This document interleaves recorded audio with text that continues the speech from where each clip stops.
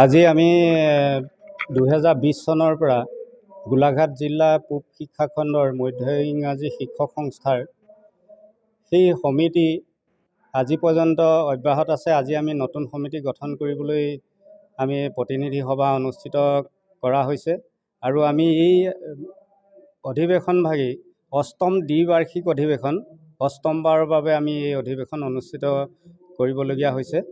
বিশেষকৈ আমি 5টা বছৰ একেৰাহে কাৰ্যনিৰ্বাহ কৰিবলগীয়া হ'ল। বিশেষকৈ কোভিড আছিল আৰু আমাৰ বিভিন্ন শিক্ষক কৰ্মচাৰী অৱসৰ মৃত্যু হোৱাৰ কাৰণে আমি 5 বছৰ কাল আমি এই কাৰ্যসূচী চলাই নিবলগীয়া হ'ল।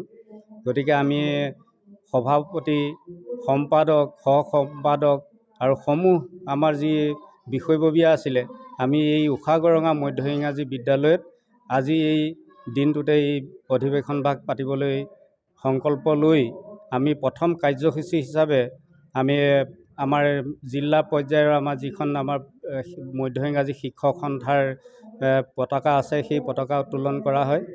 তাৰ পিছতে আমাৰ স্মৃতি তৰ্পণ অনুষ্ঠান অনুষ্ঠিত কৰা হয়।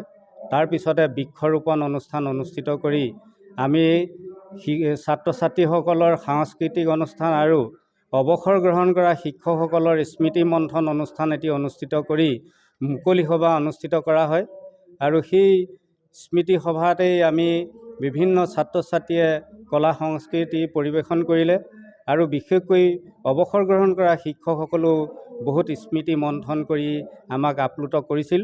আৰু আজি আমি এয়াই সৌভাগ্য যে আমি 20 চনৰ পৰা আমাৰ এই 2026 চনৰ জানুৱাৰী মাহলৈকে আমি 59জন শিক্ষক কৰ্মচাৰী, চতুৰ্থ বৰ্গৰ কৰ্মচাৰী সামৰি 59জন শিক্ষক কৰ্মচাৰীক আজি এই অনুষ্ঠানত সম্বৰ্ধনা পত্ৰ আৰু ফুলাম গামোচাৰে সম্বৰ্ধনা জনোৱা হয়।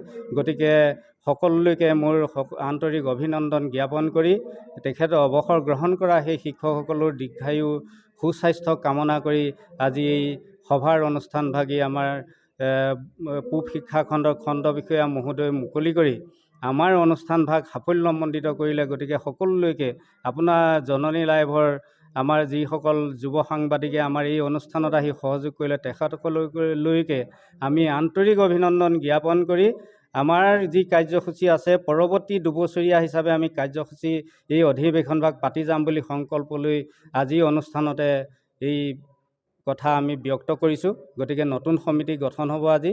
সেই নতুন সমিতিৰ যোগেদি পৰৱৰ্তী কাৰ্যসূচীসমূহ তেখেতসকলে চলাই নিব বুলি মোৰ কামনা কৰি আমি আমাৰ এই বক্তব্য সামৰণি মাৰিছোঁ। ধন্যবাদ।